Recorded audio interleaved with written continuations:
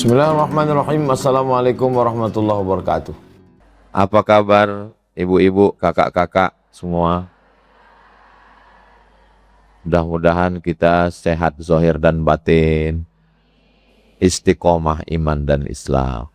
Amin ya rabbal alamin. Jadi manusia ini ada namanya emosi. Emosi dasar manusia ini sedih, bahagia, takut, terkejut, jijik. Sedih, bahagia, takut, terkejut, jijik, itu emosi. Jadi kalau ada orang yang selalunya emosi itu ada satu lagi, marah. Makanya kita selalu orang mengatakan, kamu jangan emosi. Ketika ada orang marah, kamu jangan emosi. Padahal sebetulnya emosi itu bukan cuma marah. Takut juga emosi, sedih juga emosi, bahagia juga emosi. Tapi konotasinya selalu emosi itu marah. Padahal emosi itu adalah ya gitulah. Nah, yang mau kita bahas dalam pertemuan ini bukan bahagia, bukan takut, bukan jijik, bukan marah, bukan terkejut, tapi yang mau dibahas adalah apa yang mau kita bahas nih? Hah? Sedih. Sedih yang mau dibahas. Kenapa yang kita bahas ini bukan bahagia? Lama juga saya menung tadi, kenapalah dipilihkan orang ini yang sedih untuk saya? Padahal begitu banyak emosi. Bisa kita bahas bahagia, kita bisa bahas marah. Mungkin, saya kan belum ada nanya ke panitia.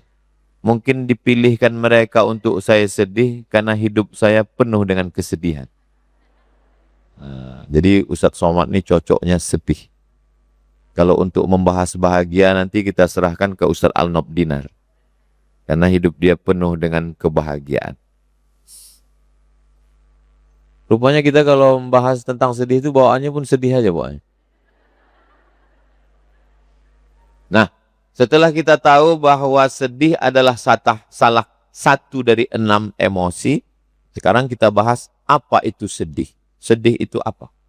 Sedih itu merasa kehilangan, merasa tidak beruntung, dan merasa gagal. Itulah sedih. Saya pulang dari Maroko tahun 2008.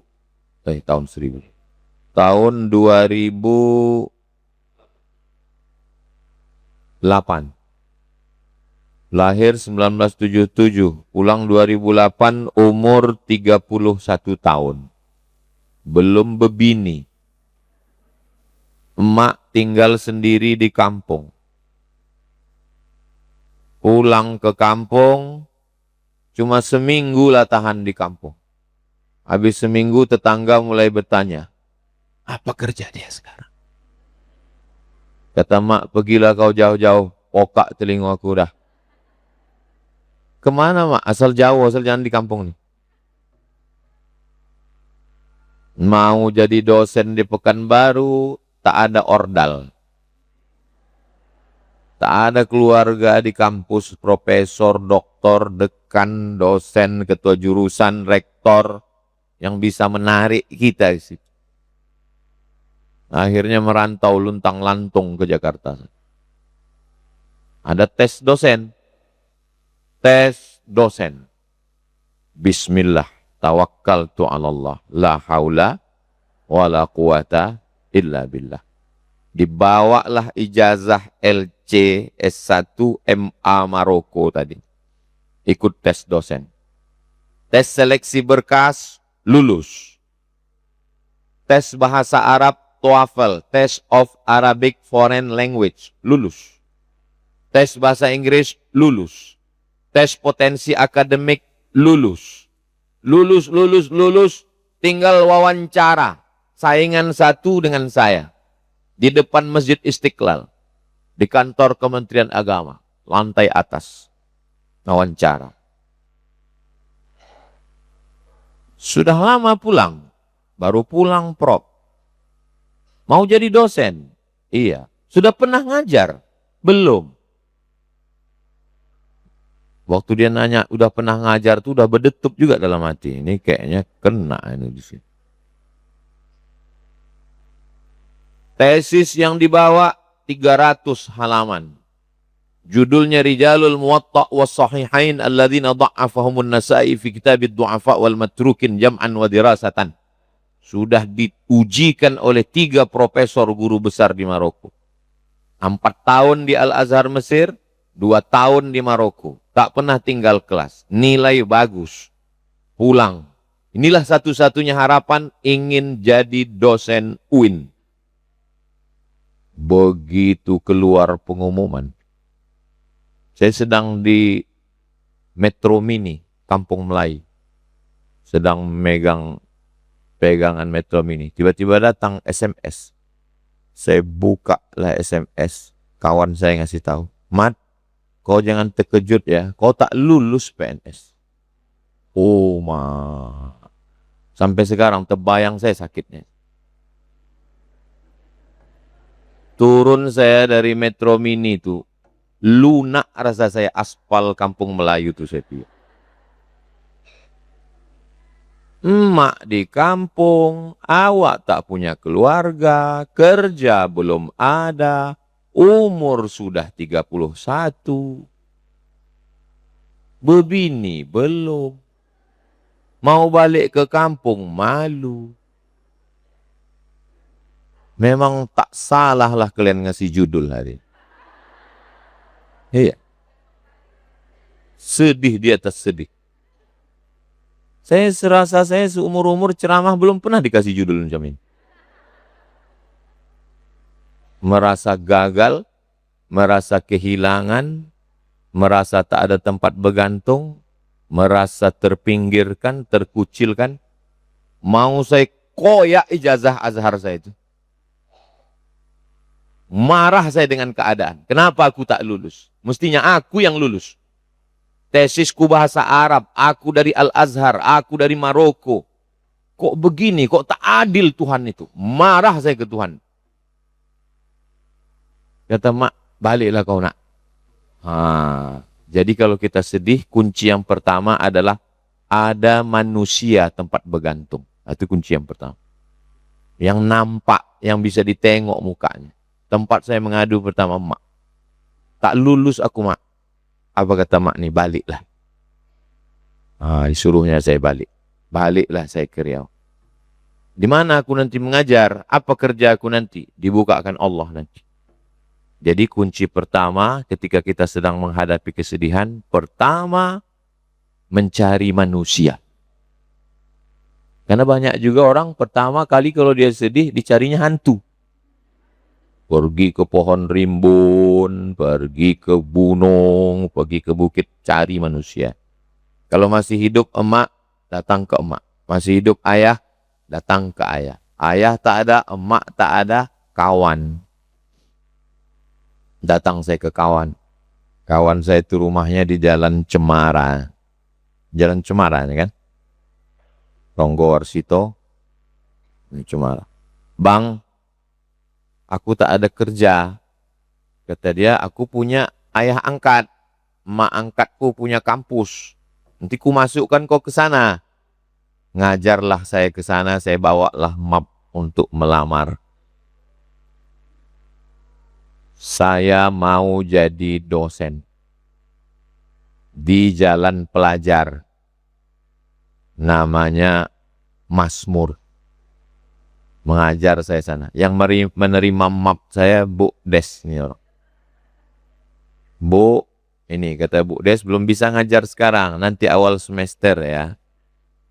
Tahun 2008. Sekarang udah 2025. Berarti udah berapa tahun tuh? 17 tahun. Bu Des nih mukanya macam ini juga dulu. Nggak tua-tua. Tanya entah apa skincare.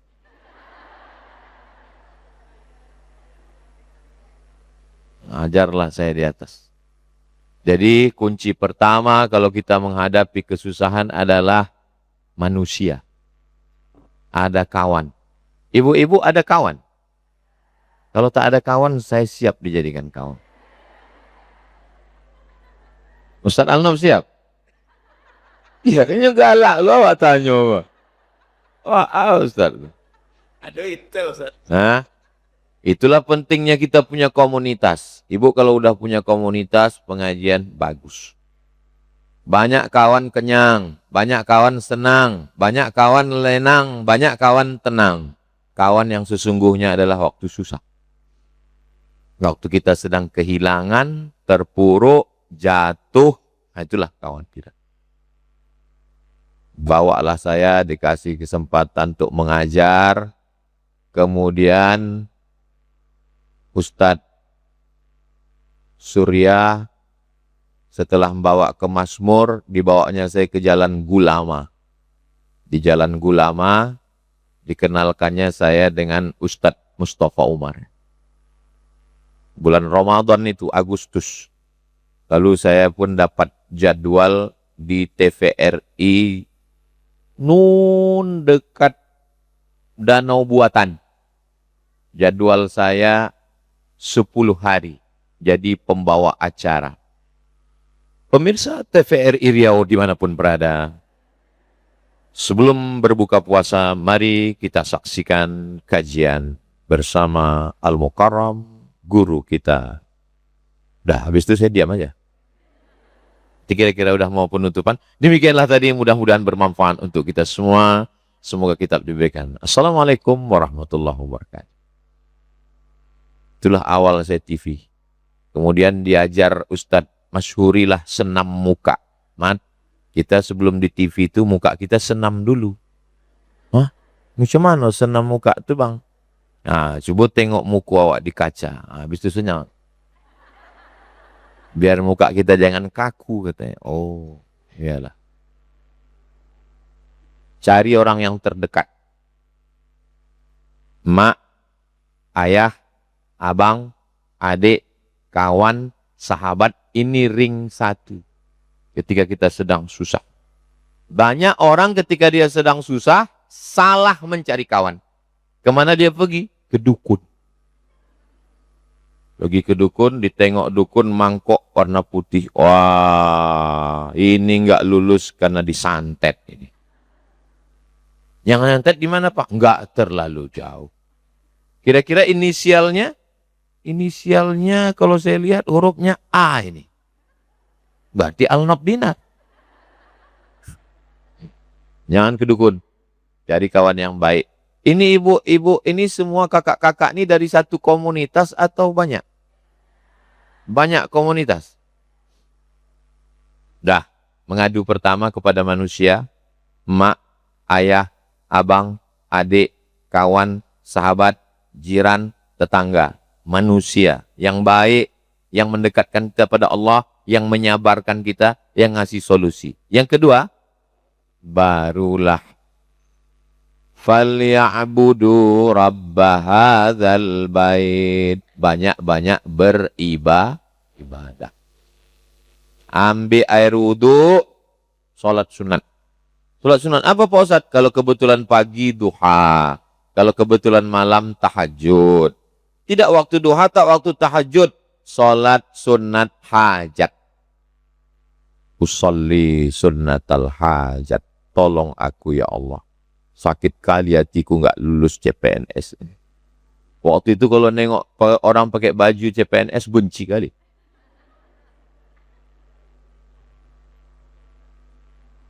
Sholli sunnatal hajat.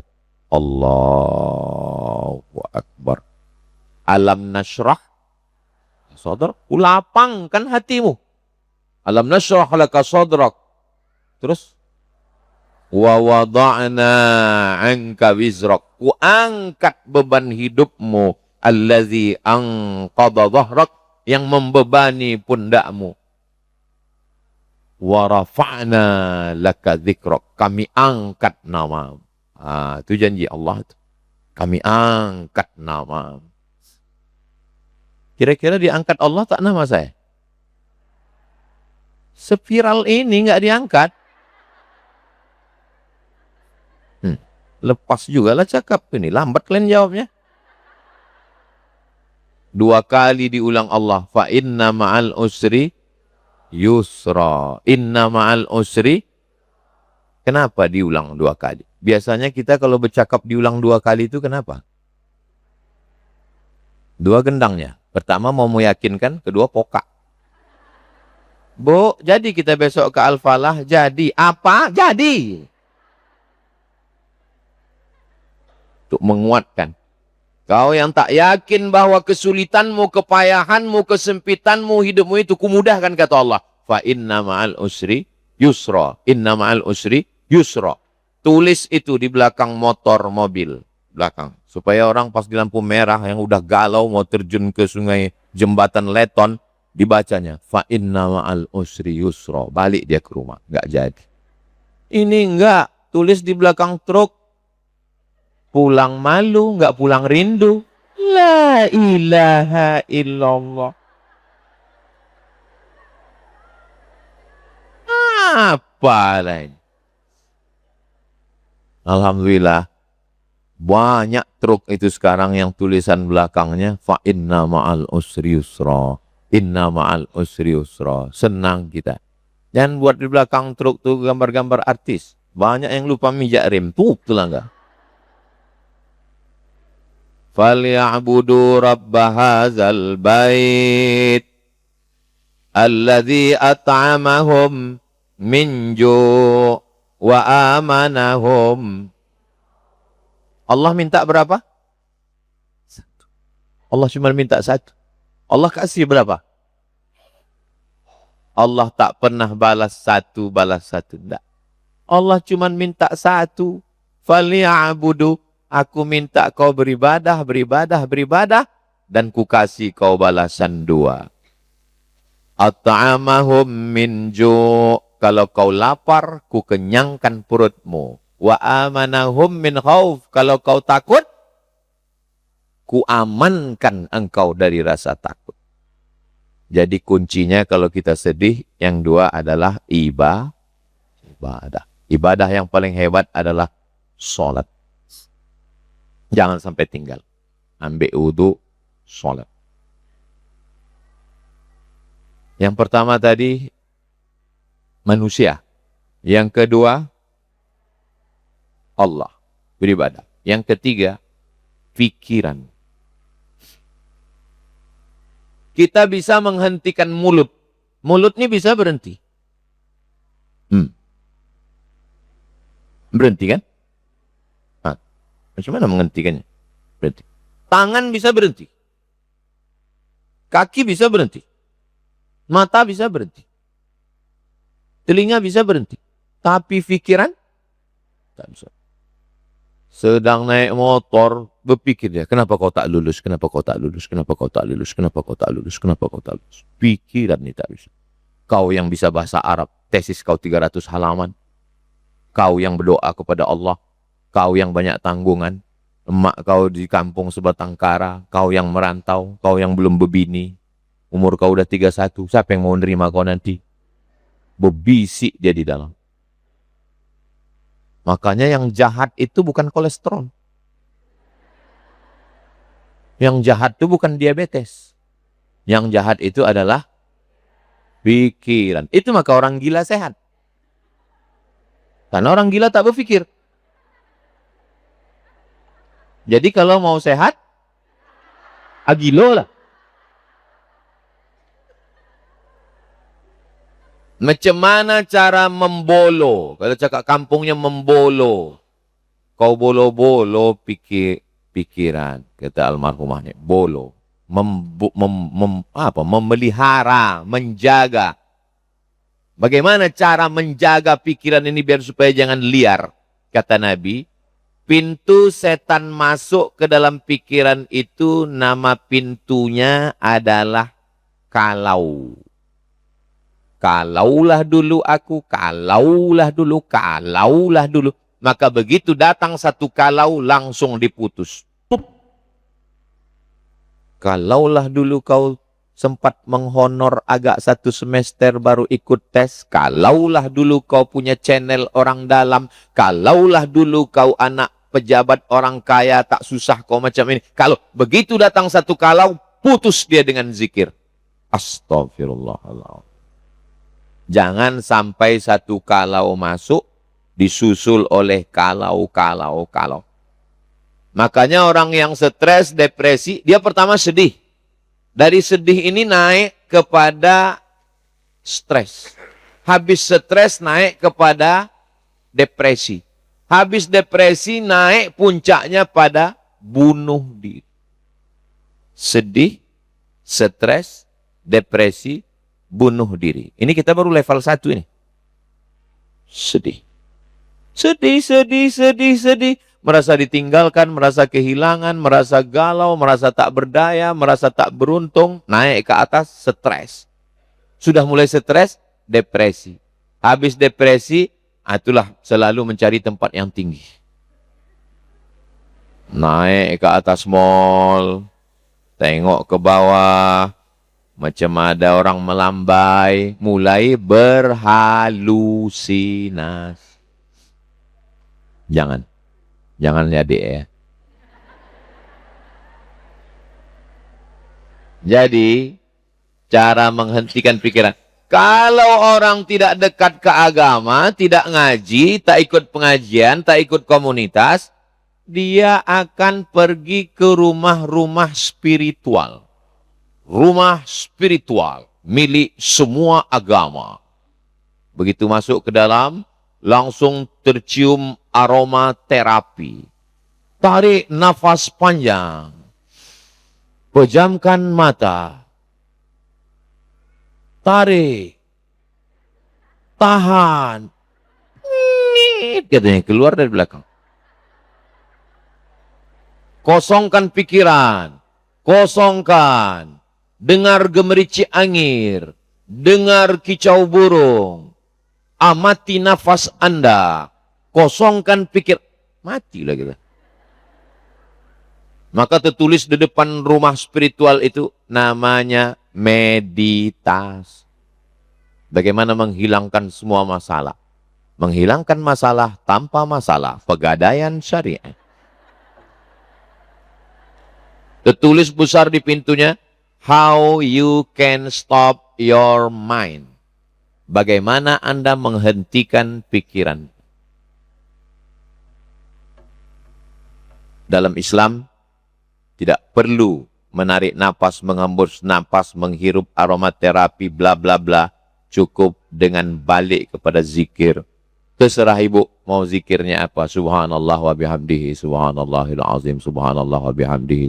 Subhanallah walhamdulillah wa la ilaha illallah wallahu akbar wa la hawla wa la quwwata illa billahil aliyyil azim. Subhanallah zikir, alhamdulillah zikir, Allahu akbar zikir, subhanallah bihamdihi subhanallahil azim zikir, la haula wala quwata illa billah zikir, membaca Quran zikir, istighfar zikir, Allahumma sholli ala sayyidina Muhammad zikir. Ada orang yang zikirnya satu aja, la ilaha illallah. Tapi ada orang yang, aku kalau itu aja bosan Pak Ustaz. Istighfar 100. La ilaha illallah. Urutannya kalau bingung 3. Pertama istighfar. Yang kedua solawat. Yang ketiga la ilaha illallah. Yang pertama istighfar. Yang kedua solawat. Yang ketiga la ilaha illallah. Ambil tasbih. Astaghfirullahalazim, astaghfirullahalazim, astaghfirullahalazim, astaghfirullahalazim. Jangan mau kejar cepat. Ini banyak orang mau kejar cepat, bunyinya tak apa.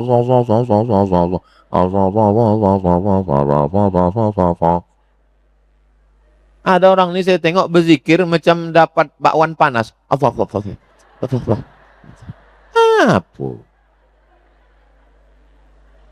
Kita ini bukan mau kejar cepat. Saya malu lah Pak Ustadz, saya masih muda, masa kemana-mana bawa tasbih. Ada itu tasbih digital yang dipasang macam cincin tuh. Ha, letakkan sini, pencet. Astagfirullah, astagfirullah. Cuman kadang kawan ini, pas lagi banyak orang, pas nggak ada orang, scroll. Jangan begitu. Ada tak ada orang, kita berzikir. Astagfirullah, astagfirullah, astagfirullah. Zikir itulah janji Allah. Ala bidzikrillahi tatmainnul qulub. Dengan banyak berzikir, hati menjadi tenang. Afdalul dzikri fa'lam. Seafdal zikir. La ilaha illallah. La ilaha illallah. La ilaha illallah. Pas lapas Allah itu ke jantung. Karena semuanya itu letaknya di jantung. La ilaha illallah. Dari jantung naik ke otak, ke mata, ke telinga, ke tangan, ke kaki, ke badan, ke darah, ke tulang, ke sumsum. Makanya kalau jantungnya sehat, yang lain ikut jadi sehat. Ibu yang tahun lalu waktu kita pengajian itu di mana ya? Waktu kita, meninggal Pak Ustadz. Kenapa? Serangan jantung. Mana pernah kita dengar, dia meninggal kenapa? Kena kurap. Jantung. Makanya kalau sudah sehat jantungnya, menyehatkan jantung tuh dia 2 jari di bawah terasa berdegup berdetak. Terasa debu. Jantung tuh yang berzikir. Kalau bangun kita malam, matikan TV, matikan AC, matikan kipas, semua sunyi, terdengar detak jantung.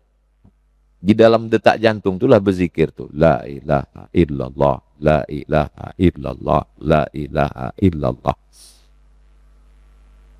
Bunyi jantung yang normal. Ada juga tak normal. Biasanya jantung itu tak normal karena 2. Yang pertama jatuh cinta, yang kedua jatuh tempo.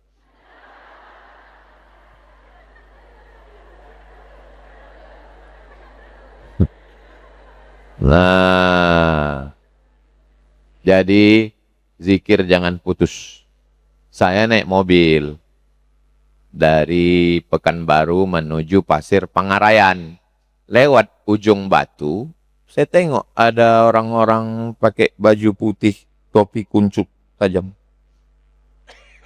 Turun, berhenti saya, kelipah. Nak ke mana? Nak ke pasir. Oh, orang tarekat Naqsabandiyah. Orang tarekat Naqsabandiyah ini berzikir kelipah. Yo, kami berzikir. 1 hari berapa kali? 5. Sikitnya 5.000. Rupanya orang tarekat Naqsabandiyah itu zikirnya sehari 5.000. Zikirnya Allah, Allah. Allah, Allah, Allah, Allah, Allah, Allah, Allah, Allah, Allah, Allah, Allah, Allah, Allah, Allah. Kalau banyak di sini, sikit di sini. Kalau banyak di sini, sikit di sini. Kita kalau terlalu sedih, terpukul, kehilangan, galau, kacau balau, kalau tak dibanyakkan di sini, akan banyak di sini. Asal jumpa orang, macam CD rusak. Yang saya cakap ini betul apa tak betul? Apa tak betul? Saya mengalami. Makanya waktu saya tengok judul di baleho tadi, gua banget ini. Memang nggak salah kalian ngasih judul ke saya. Kalau judul bahagia belum tentu tepat. Karena saya belum pernah bahagia. Kebahagiaan kita yang sesungguhnya nanti di surga bersama Rasulullah SAW. Jadi kalau masalah sedih ini tak ada orang yang lebih sedih daripada saya. Sedih di atas kesedihan. Saya kurus ini karena sedih nih, Len.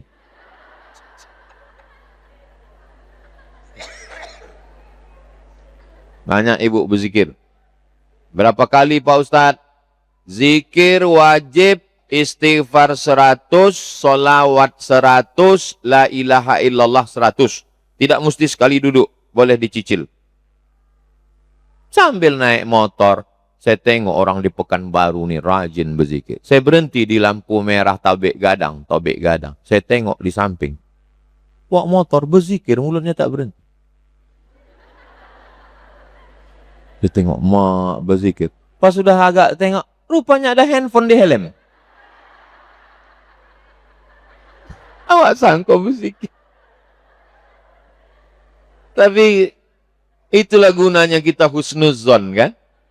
Husnuzon, dia bercakap tapi kita dapat pahala. Pahala dia berzikir sekaligus doa, ya Allah buat dia. Coba kalau dari awal suuzon, tengok gilo aja kok. Nah, jadi banyak berzikir. Zikir inilah kekuatan kita pada zikir. Masalul zikir menghalau yang macam-macam tadi. Saya pergi ke rumah sakit di Jalan Soekarno-Hatta. Jumpa sama rektor UIN. Rektor dosen. Pak dosen. Ya. Ngapain kemari? Sakit, tapi saya tengok sehat. Mertua saya, Pak Ustadz. Mertuanya kenapa? Mertua saya ada luka sikit. Luka sikit.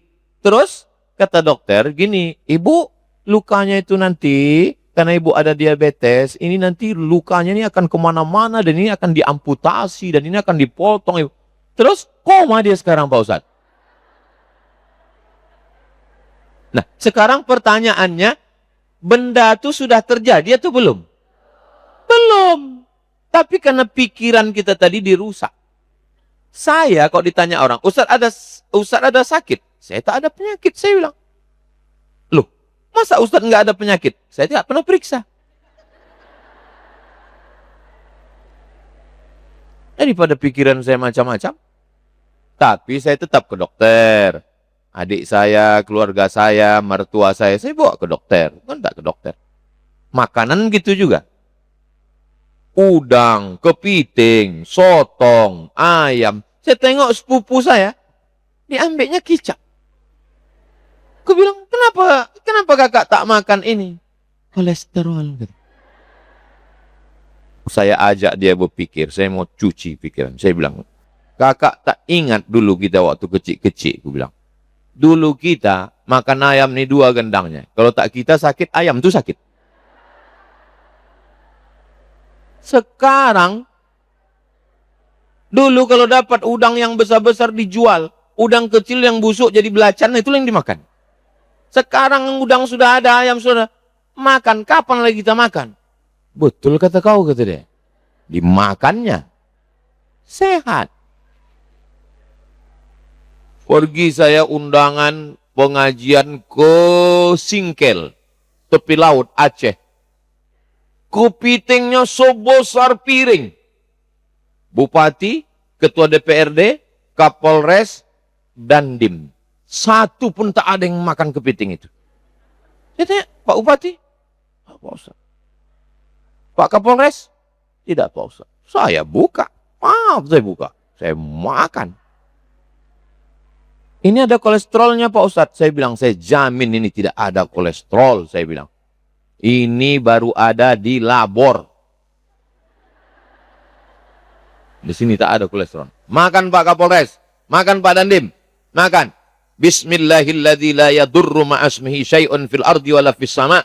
Kusebut nama Allah. Tidak ada satupun yang bisa mendatangkan mudarat fil ardi di bumi maupun di langit. Bismillah. Makan. Sehat Pak. Saya tak pernah sakit gara-gara kepiting ini. Saya bilang. Nanti kalau kami makan, kalau sakit, Pak Ustaz, aku tak tanggung jawab. Bilang.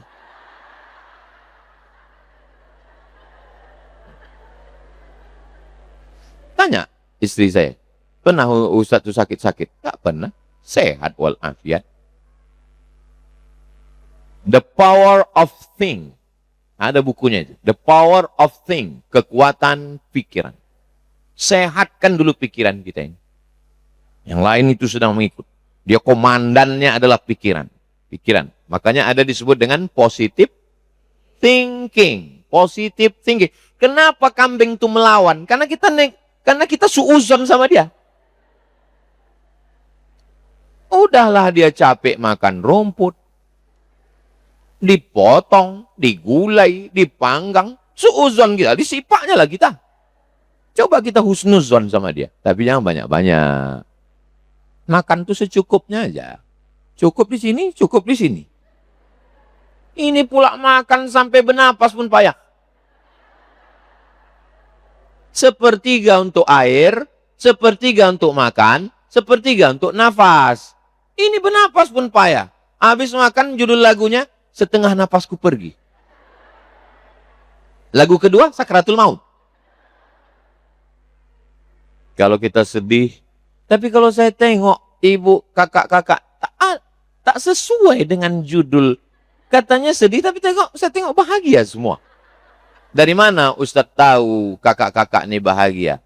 Nampak dari senyumnya yang lepas. Orang kalau susah, nggak bisa senyumnya lepas gini.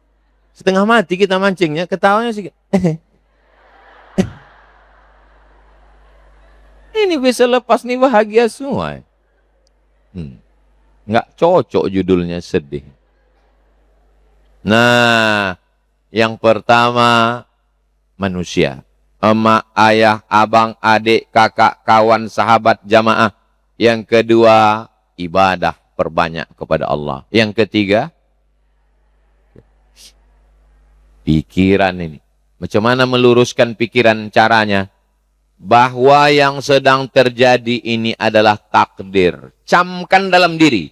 Hai Abdul Somad, kau tak lulus PNS, sudah tertulis di Lauhil Mahfuz, Khamsin alfasanah, 50.000 tahun yang lalu sebelum Allah menciptakan langit dan bumi. Hadisnya Sahih Muslim. Kadang kita udah kuat. Pikiran kita udah kuat. Cakap orang. Kau katanya nggak lulus ya katanya. Kemudian, aku udah kuat, aku udah kuat. Aku sudah kuat. Telingaku kukuatkan dengan nasihat emak kawanku. Hatiku sudah kukuatkan dengan zikirku. Pikiranku sudah kukuatkan dengan bahwa ini sudah takdir Allah. Memang aku belum lulus PNS sekarang. Datang kawan. Itulah kau. Kenapa nggak minta bantuan aku kemarin? Zaman dulu, kita kunci pintu, kita kunci pagar, masuk ke kamar, kunci pintu kamar, tenang kita. Kenapa? Kita nggak mendengar cakap orang. Sekarang, kita kunci pagar, kita kunci pintu, masuk ke kamar, kunci kamar, masuk ke lemari, kunci lemari. Tetap juga kita di komen orang. Kenapa? Buka, tengok FB. Sebetulnya hidup ini tak susah. Yang susah itu memikirkan cakap orang. Betul tak betul? Nah, pengalaman semua orang.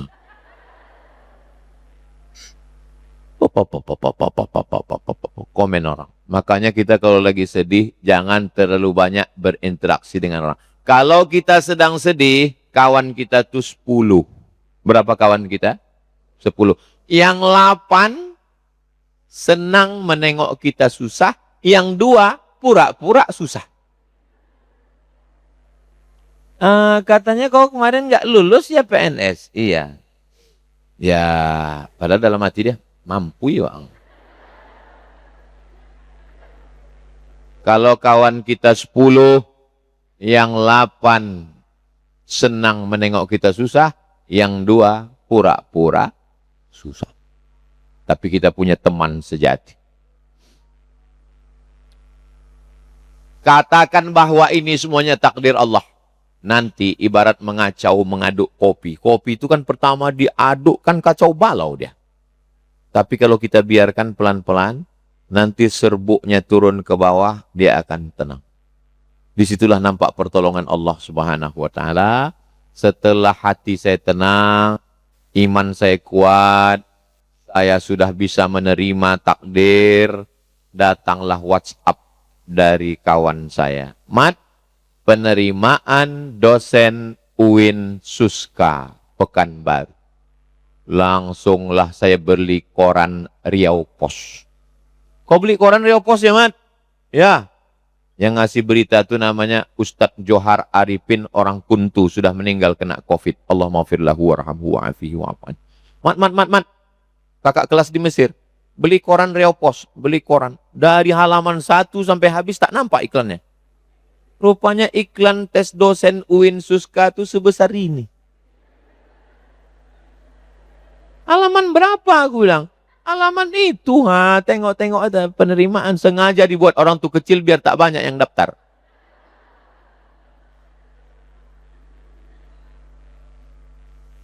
Jangan memancing hanya dengan satu mata kail pancing. Pasang juga banyak pancing. Tak tahu entah ikan mana menangkap.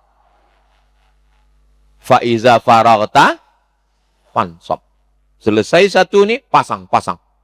Jangan cuma dosen aja. Ikut juga tes PNS penyuluh. Oh, penyuluh, ada namanya penyuluh. Iya, di mana? Kabupaten Kampar. Pergilah saya ke Kampar. Berdua bonceng sama Ustadz John Effendi.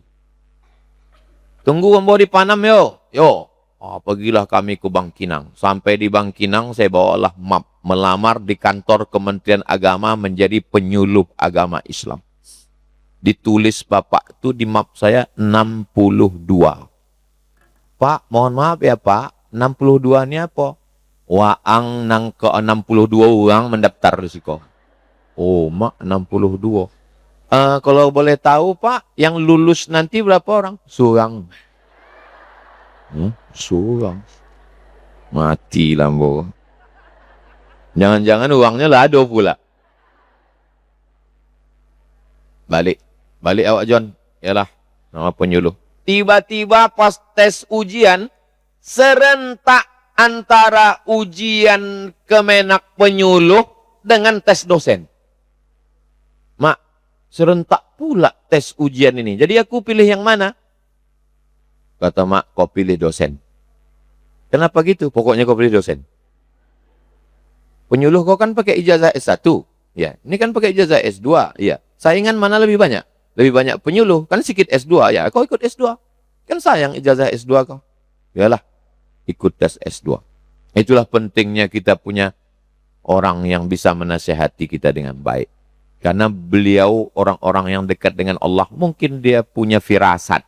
Ibu ini ada sesuatu yang kita tak punya. Apa dia? Mata batinnya yang tajam. Dari mulai saya kuliah memilih jurusan, kau pilih jurusan Quran Hadis, kata dia. Kau pilih nanti di Al-Azhar. Kau pilih ini. Waktu tes pun, aku pilih yang dosen. Tes dosen. Ya lulus lagi. Orang dulu pernah lulus kok. Tes seleksi berkas, lulus. Tes bahasa Inggris, lulus. Tes bahasa Arab, lulus. Tes potensi akademik, lulus. Tes ngajar. Dulu kan sangkutnya kan tak pernah ngajar. Tanya, sudah pernah ngajar? Saya dosen Masmur. Oh, kita dosen bro. Tiba-tiba ditanya bapak tuh. Bapak yang ngetes itu namanya Pak Hajar. Udah meninggal, Allah maafillah. Apa arti Masmur? Mak tak tahu pula. Aduh, nggak tahu saya Pak. Apa tak ditanya dulu ibu itu apa arti Mazmur? Rupanya Mazmur itu artinya Maimanah Umar dan Maridin Arbis. Dalam hati saya, mak gara-gara inilah tak lulus nanti. Udah, habis itu ada pula yang menyuruh berdiri. Coba berdiri. Berdirilah saya. Rupanya dosen itu mesti tegak berdiri lurus. Putar ke kanan, katanya. Putar ke kanan. Putar ke kiri, katanya. Putar ke kiri. Duduk, katanya. Duduk lagi. Ternyata sehat, katanya. Nah, habis itu ditengoknya bibir saya hitam. Anda merokok? Tidak, saya bilang. Saya tidak merokok. Kok bibir Anda hitam? Iya, awak hitam lah bibir. Mungkin pula bibir putih. Apa kok? Cuma karena dia pengetes tak bisa awak lawan kan? Kok sekarang saya digitukan ya? Habislah dia. Udah. Habis semua meja-meja orang yang mengetes sudah semua. Datang godaan untuk lari dari jalan kebenaran ini selalu datang. Mat, ya, ini yang meluluskan dosen lulus tak lulus ini namanya Profesor Ilyas Pusti namanya. Kalau kau mau, ku bawa kau jumpa sama dia. Dalam hati saya, ini kan calon yang udah lulus, tinggal 2 lagi nih, tinggal 2. Berpikir saya, kalau ku jumpai profesor ini, lalu ku kenalkan diriku. Kenalkan Pak, nama saya Abdul Somad, LC Al-Azhar Mesir 4 tahun, nilai baik. Dan saya dari Maroko, tesis saya 300 halaman. Tiba-tiba dia terpukau dengan saya. Kan saya ini kan banyak orang terpukau sama saya. Kan? Tiba-tiba terpukau dia sama saya. Lalu Nilai yang sebetulnya tinggi itu lawan saya. Tapi karena saya pakai lobby-lobby, zolim saya. Berarti saya makan haram kan? Kata mak, jangan. Jangan kau buat dosa. Inilah pentingnya nasihat. Hampir saya menzolimi orang.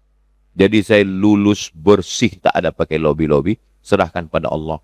Tiba-tiba keluar nilai lulus saya jadi dosen 2019. Kebahagiaan yang luar biasa. Setelah sekarang saya pikir-pikir, barulah saya paham hikmahnya. Ada rencana yang lebih indah daripada rencana kita sendiri. Kadang hidup kita ini kita selalu merasa rencana kita lebih hebat. Kira-kira kalau kita punya rencana, Allah punya rencana untuk hidup kita. Lebih hebat rencana kita apa rencana Allah? Asa an takrahu syai'aw wa huwa khairul lakum. Boleh jadi kau benci sesuatu, tapi Allah punya rencana yang indah untuk. Selalu tanamkan dalam hati rencana Allah jauh lebih indah. Saya nggak bisa nerima Pak Ustadz, kata mahasiswa ini. Saya yang ngantar dia ke kampus, saya yang ngantar dia ospek, saya yang menemani dia ke kuliah. Tapi sekarang yang menemani wisuda orang lain, Pak Ustaz. Lalu saya ajak dia berpikir. Saya selalu ketemu dengan orang susah. Kenapa dibuat Allah hidup saya susah? Supaya ketika orang mengadukan kesusahannya, saya bisa merasakan perasaan dia. Kenapa? Karena rasamu juga adalah rasaku. Perasaan ini tidak bisa diungkapkan dengan kata-kata. Kenapa? Karena kata terlalu miskin untuk mewakili rasa. Orang kalau perasaannya sakit, itu kata-katanya puitis. Kenapa? Karena kata-kata yang indah itu lahir dari hati yang terluka. Coba bayangkan kalau Kais itu jadi menikah dengan Laila. Nggak akan mungkin muncul syair-syair yang indah. Yang muncul apa? Anak soleh dan solihah. Maka jatuh cintalah. Jatuh cintalah. Kalau kau jadi menikah, maka akan lahir anak soleh dan solihah. Kalau tak jadi menikah, akan lahir syair-syair yang indah. Sampai akhirnya Kais itu gila. Kais termasuk laki-laki yang dibawa ayahnya mengadu ke dinding Ka'bah dan sehat. Begitu kata Syekh Muhammad Mutawalli Asy'arawi. Kais, ya. Kau lebih memilih dunia beserta isinya atau Laila? Apa kata Kais? La ghubaru ni'aliha ahabbu ilayya wa ashfa li balwaha. Debu yang menempel di sendal Laila lebih kucinta daripada dunia beserta isinya. Ini boleh ibu pakai untuk bapaknya. Supaya THR ada peningkatan. Bang, debu yang menempel di sendal abang jauh lebih kucinta dan mengobati lukaku daripada dunia beserta isinya. Apa kata abang itu? Itu kan kau ambil dari Ustaz Somad. Loh, abang kok tahu? Aku kan nonton streaming, kata dia. Kau pikir kau aja yang suka ceramah Ustaz Somad? Abang pun juga. Abang ini subscriber loh, kata dia. Nah, jadi setelah saya renung-renungkan, seandainya dulu saya tinggal dosen di Jakarta, begitu juga hidup saya. Setelah saya tinggal di Pekanbaru, apa yang terjadi?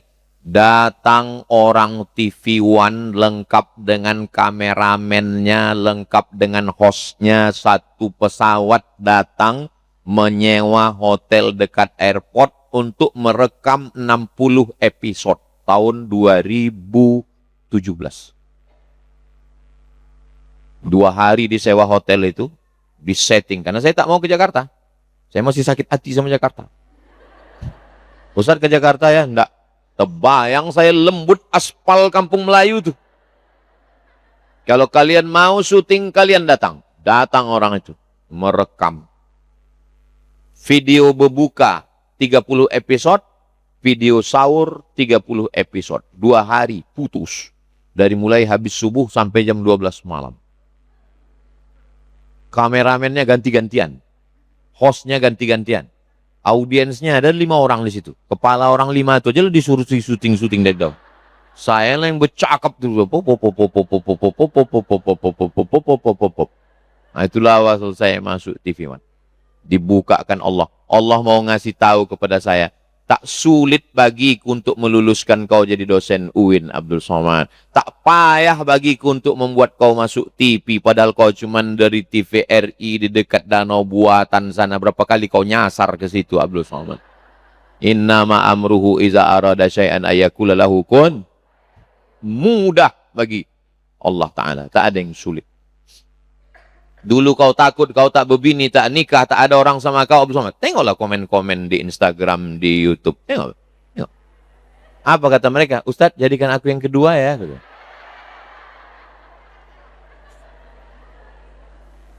Jadi, hidup ini sesuatu yang kita tangisi, bersimbah air mata kita, pada satu saat 10-20 tahun, kita ceritakan menjadi cerita yang indah. Yang saya ceritakan tadi itu waktu mengalaminya sakit apa tak sakit?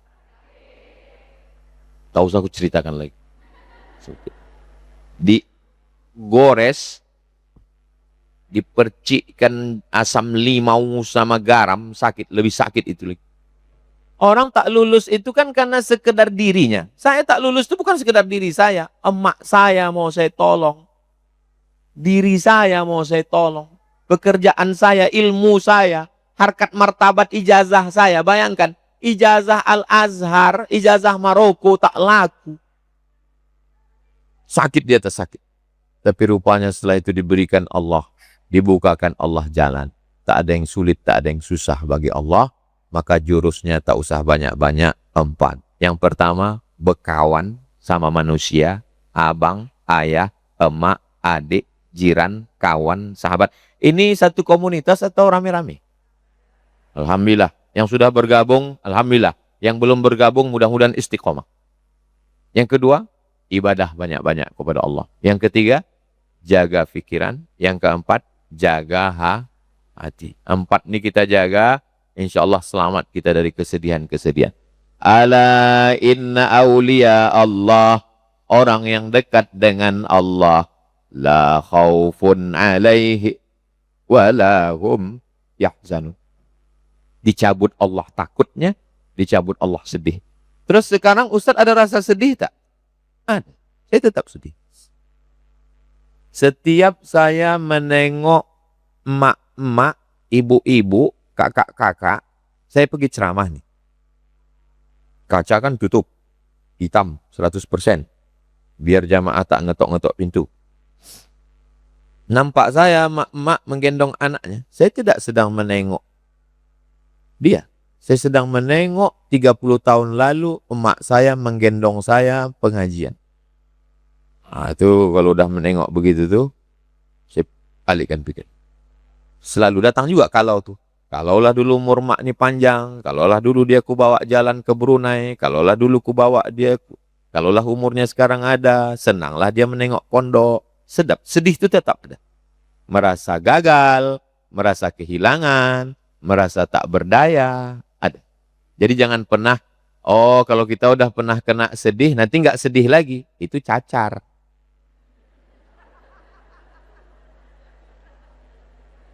Kita sedih itu tetap ada. Sekarang kalau saya tengok anak perempuan, ada anak perempuan, ada anak perempuan. Anakku yang pertama Mizian Hazik Abdillah, laki-laki. Anakku yang kedua Sami Ahmad Mesbahi Ibadillah, laki-laki. Yang ketiga terakhir periksa ke dokter, kata dokter anak Ustadz laki-laki. Tapi untuk menghibur diri saya bilang sama ustazah, menantu kita nanti tiga-tiganya perempuan. Saya bilang. Kita memang tak punya anak perempuan, tapi santri kita Mahat Az-Zahra kan perempuan. Saya bilang, keponakan kita kan perempuan, jamaah kita kan perempuan. Maka setiap nampak anak perempuan, menantu bapak. Menghibur hati.